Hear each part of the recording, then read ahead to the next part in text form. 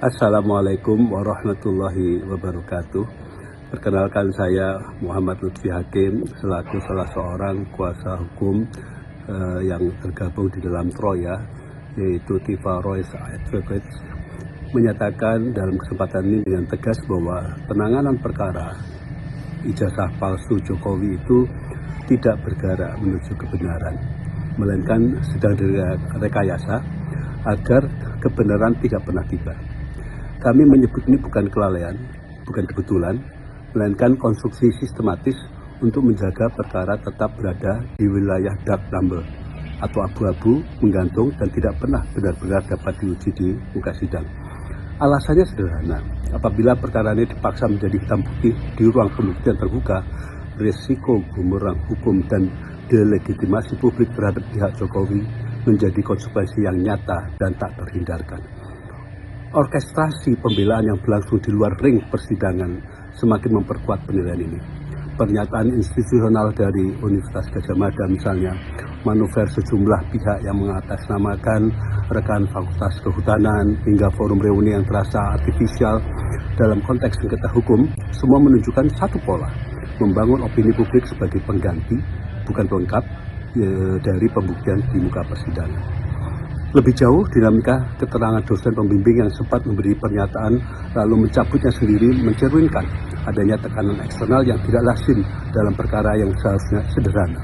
Ada atau tidaknya dokumen autentik, atau adakah dokumen autentik yang ada itu sesuatu yang relevan dengan Joko Widodo. Perkara ini bukan soal tafsir, ini soal fisik dokumen. Adapun munculnya permohonan restoratif justice dari pihak-pihak yang telah berstatus tersangka semakin menegaskan kecenderungan menghindari pengujian material yang sesungguhnya. Inkonsistensi sikap Joko Widodo sendiri tidak kalah berbicara. Pernyataan publik bahwa pihak-pihak tertentu tidak akan diampuni ternyata tidak berlaku ketika terjadi pendekatan langsung ke Solo. Mereka yang sebelumnya dinyatakan tidak akan diberi ruang justru diterima dalam suasana hangat, diikuti simbol publik berupa pemberian parcel yang kemudian viral dan berujung menjadi parodi sosial. Ini bukan sekedar persoalan etika, ini bukan soal etika komunikasi, ini adalah inkonsistensi yang menyentuh langsung kredibilitas sikap dalam konteks hukum. Karena itu kami menyampaikan dengan ini dengan lugas dan tepat basa-basi, apabila Joko Widodo benar-benar menghendaki kepastian hukum, bukan sekedar bermain muka begitu, bukan sekedar mengklaimnya, maka tidak ada satupun alasan untuk terus menghindari forum pembuktian. Langkah paling sederhana sekaligus yang menentukan ada di tangannya, antara lain dengan menghadirkan ijazah asli dalam persidangan citizen lawsuit di Pengadilan Negeri Jakarta. Namun kesempatan emas itu ternyata tidak dia ambil. Justru dia tidak hadir dan kuasa hukumnya pun tidak menghadirkan ijazah tersebut. Nah, melalui pernyataan ini kami meminta pada Joko Widodo sendiri, ya, sudah berulang kali dalam berbagai kesempatan untuk betul-betul menghadirkan ijazah tersebut. Kalau tidak dalam kesempatan di persidangan, sebagaimana telah dia lewatkan kesempatan itu di pengadilan, maka sekarang saatlah dia secara jantan, dia sendiri, he himself, menunjukkan di muka publik ijazahnya tersebut dan mengidentikan bahwa ijazah itu memang merupakan ijazah miliknya, bukan Joko Widodo yang lain. Dengan demikian, Joko Widodo yang selama ini menantang agar perkara ini dibuktikan di pengadilan, kami menagih janji tersebut. Jangan hanya berbicara, tapi buktikan dalam kenyataannya. Tanpa langkah itu, seluruh dinamika yang berlangsung saat ini, yaitu orkestrasi opini, pencabutan keterangan, permohonan restoratif justice, hingga kunjungan berparsel, hanya akan memperkuat satu kesimpulan yang sudah dibangun bukan kebenaran hukum, melainkan pengaburan sistematis terhadap kebenaran itu sendiri. Tim penasihat hukum Troya, Tifa Royce Advocates, tidak akan berhenti mendorong perkara ini kembali ke jalur yang semestinya, yaitu pembuktian terbuka, objektif, dan tidak dapat ditawar di muka persidangan. Assalamualaikum warahmatullahi wabarakatuh.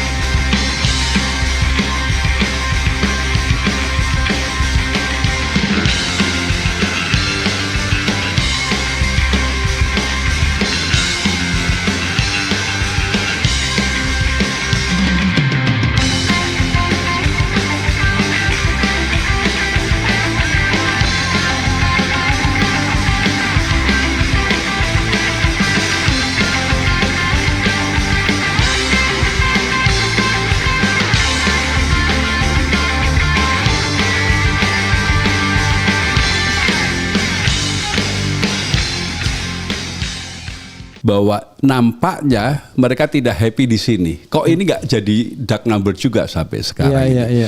Sampai sekarang ini medsos masih terus berbicara. Sampai sekarang ini media mainstream, Kompas segala macam masih dark number terus. tadi bukan bintang 3, bintang 2 kayaknya. 3. Hah? 3. Itu 3 dark number. Ya. Oh, bukan kasus Sambo bukan ya? Bukan. Oh, oke. Oh, itu oke, teruskan. Ya, kemudian Kompas, Republika, yang liputan 6 itu masih terus memenyoroti masalah ini. Tidak pernah surut kasus ini. Ya.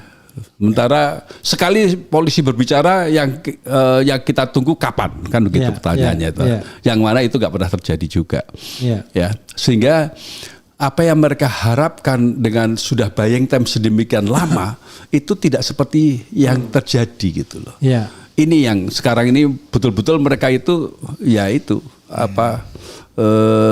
pirik challenge gitu jadinya itu menantang. Sekarang begini, sepertinya mereka menahan agar tidak terjadi katakanlah sidang, ya kan, yang bisa mengeksploitasi dua hal, pengadu dan kemudian juga fisik dari ijazah itu kan bisa dieksploitasi dalam persidangan, walaupun nanti putusannya misalnya katakanlah dianggap tidak bersalah, kan tidak ada juga putusan bahwa ijazah itu asli atau palsu. Yang ada di Mabes loh ya. Kecuali di Mabes dibuka kembali. Paling ya soal malu tidak malu aja kan begitu. Makanya kemudian kita perlu berdiskusi lebih lanjut. Tapi masalahnya adalah sampai kapan kemudian kita saling tunggu ini, lalu kemudian peluru-peluru ditembakkan ke segala arah untuk hal-hal yang tidak esensial, tidak relevan. Yang terus aja malas kita nangkepinya kan, masa begitu ya kan, gitu. Jadi apa yang, karena gini, kalau saya lihat misalnya dari para termul ini ya. Nggak apa-apa kita bilang termul karena dia juga bilang RRT itu teroris. Oh, itu kan itu dekat sekali dengan teroris kan. Kita bilang termul. Termul itu apa ya? Pokoknya termul, ya kan? Ya nggak tahu kira-kira gitu. Saya tahu kok. Enggak, artinya walaupun saya orang baru ya. Enggak termul itu ya, Anda mau bilang apapun, saya cuma bilang termul, saya tidak bilang yang lain. Misalnya, ya kan? Jadi kelihatannya mereka selalu memancing. Silakan profit kalau berani, profit. Berapa kali? Apakah itu memang exit strategi dari mereka untuk case close kasus ini karena sudah berkembang ke arah yang negatif? Mas, gimana maksudnya? Ya, jadi kalau lihat lamanya ya, kita banyak ya yang perkara-perkara yang merupakan perkara-perkara yang milestone lah gitu, yang landmark gitu ya. Kasus KM 50 itu hanya sebulan 2 bulan hilang. Kasusnya Sambo itu juga hot topic juga kan itu. Tapi di pengadilan sudah langsung ya udah hilang juga itu. Ini kok nggak hilang ya kan. Nah, sehingga kami melihat bahwa mereka ini ya pengennya segera berhenti ini. Nah, caranya berhenti kan SP3. SP3 itu tadi Mas Refli sudah menyatakan ada macam-macam SP3. Cara SP3 keluar itu bisa dengan gelar perkara, dengan restoratif justice, yang antara lain dengan pra peradilan. Saya melihat bahwa mereka ini ingin segera selesai. Segera selesai itu. Nah, saya membacanya bahwa pra peradilan ini adalah forum satu-satunya yang bisa dijadikan momen untuk berhentinya perkara ini gitu ya. Jadi begitu yang kalau menurut pendapat saya. Apa yang dimaknai oleh Mas Adnan berhentinya perkara ini? Berhenti kemudian tidak juga sampai ada pembuktian itu asli atau tidak asli, atau berhenti mereka jadi TSK? Ya, mereka berhenti TSK itu. Berhenti sebagai TSK. Berarti TSK itu akan mengakibatkan tidak ada lagi isu tentang jasa. Tidak ada forum lagi. Tidak ada forum lagi. Tapi forum itu sebenarnya bisa. Berarti kan dark number bener kan? Dark number jadinya. Dan apa itu ketemu kemauan mereka dan tidak ada lagi juga pembuktian tentang apakah asli dan palsu, adalah remain kepada di udara. Tetap tidak ada pembuktian ke arah itu ya. Nah, walaupun kemudian ada peluang misalnya untuk mengadukan kembali. Iya, mengadukan kembali. Tapi mengadukan kembali tergantung Bareskrimnya mau apa enggak memprosesnya kan. Sehingga saya betul-betul mengharapkan yang masih belum final itu kan CLS. Iya. Itu nanti yang bisa membuktikan bahwa ada dan tidaknya, menentukan palsu dan tidaknya. Mas, kalau kita bicara CLS kan gini. Mas Wirawan, Dr. Taufik sudah berupaya membuktikan bahwa ijazah itu palsu. Ya. Tetapi memang unfortunately tidak membawa ijazah yang mereka klaim sebagai asli, kan begitu? Ya. Kan paling gampangnya adalah kan gitu kan. Mereka mengklaim ini asli tapi kita bilang itu palsu. Nah, barangnya paling minimal kita punya fotokopiannya kan. Nanti yang aslinya kan tinggal di cross check. Pertanyaannya adalah kalau misalnya yang tanggal 15 Desember dia ditunjukkan dalam gelar perkara khusus dianggap yang so-called yang aslinya, itulah spesimen yang aslinya. Lalu bagaimana proses pembuktian di CLS itu untuk sampai pada kesimpulan asli dan tidak asli? Nah, di sana kami juga kan gini ya. Yang tergugat juga adalah Polri kan, bukan Kapolri, Polri yang menjadikan. Dan Polri itu Kepolisian Republik Indonesia. Polda Metro Jaya bagian daripada itu. Kan bisa siapa aja. Artinya yang bisa menunjuk, kita tidak mengatakan Mabes Polri juga ya.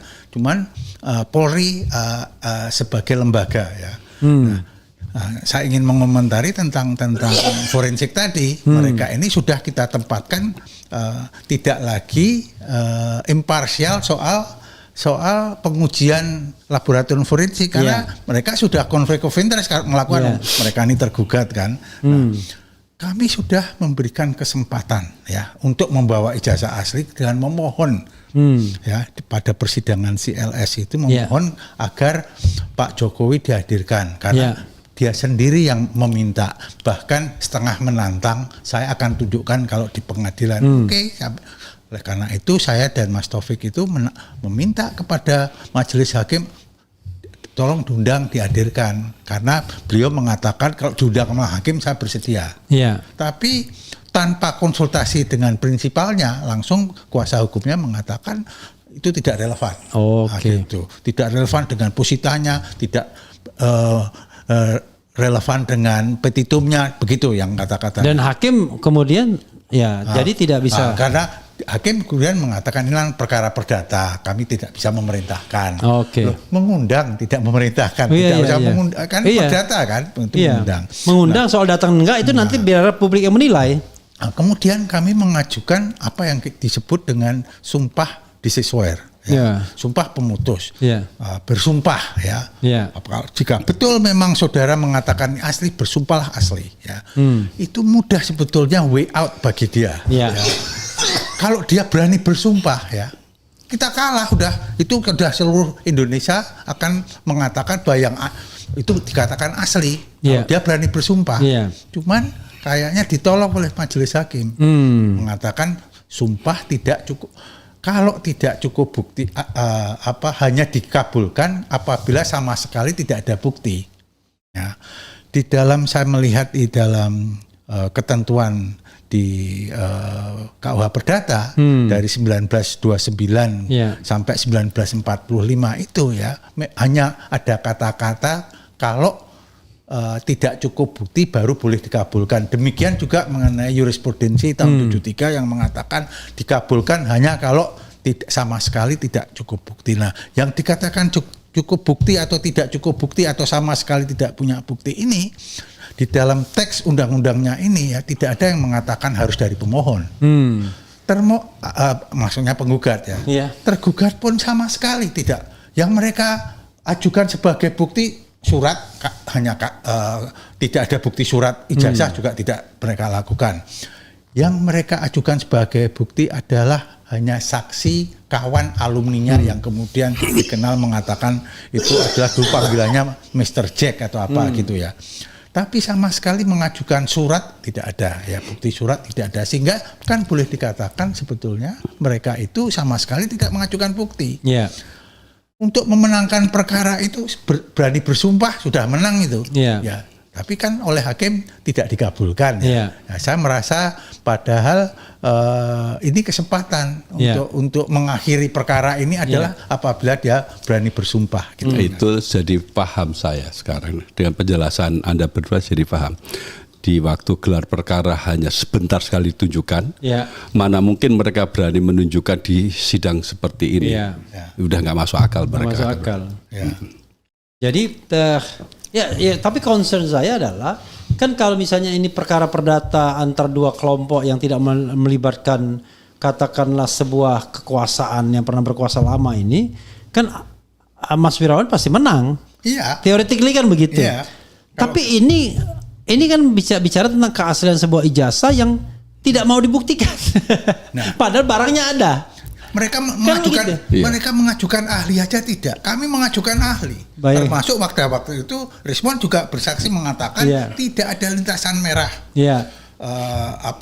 Dr. Tifa mengatakan ini menurut facts apa itu facial coding sistem itu mengatakan bahwa ini 92% foto ini bukan fotonya Joko Widodo. 92,37 kalau nggak salah. Ya, 92,37% ini bukan fotonya. Bukan fotonya Joko Widodo yang kemudian menjadi presiden. Artinya kan kami sudah berhasil membuktikan. Dan sebetulnya kalau secara material juga bisa dikatakan kami sudah dimenangkan karena mereka kita tantang sumpah nggak berani sebetulnya. Meskipun formilnya nggak begitu ya. Cuma kita kan sudah mengajukan sumpah ya, kok nggak berani? Saya membayangkan ya, bagaimana ya sebuah pengadilan memutuskan, misalnya gini, ujung-ujungnya memutuskan tidak dapat diterima misal ya, atau tidak cukup bukti, padahal pihak lawan tidak mau membuktikan, sementara pihak penggugat kan terbatas untuk mengakses dokumen yang dikatakan sebagai dokumen asli tersebut dan tidak bisa mengaksesnya juga, mendapatkan fotokopinya saja tidak gitu. Ya, sama dengan yang saya dengar mereka akan mengatakan that obscure libel. Akan mengatakan itu akan di-NO karena positanya tidak jelas, tidak relevan dengan bunyi petitumnya bangsa seperti itu ya. Mereka datang dengan argumen seperti itu ya. Nah, ya tentu kami akan banding dan sehingga kan nggak akan cepat juga kalau ini tidak diputus.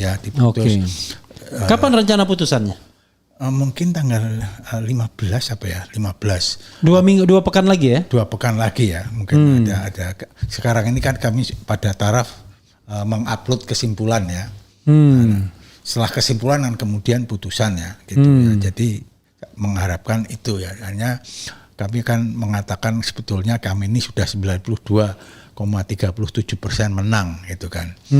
Gitu. Jadi saya perhatikan Mas Refli, persidangan CLS ini, proses di Polda itu keduanya merugikan bagi Jokowi.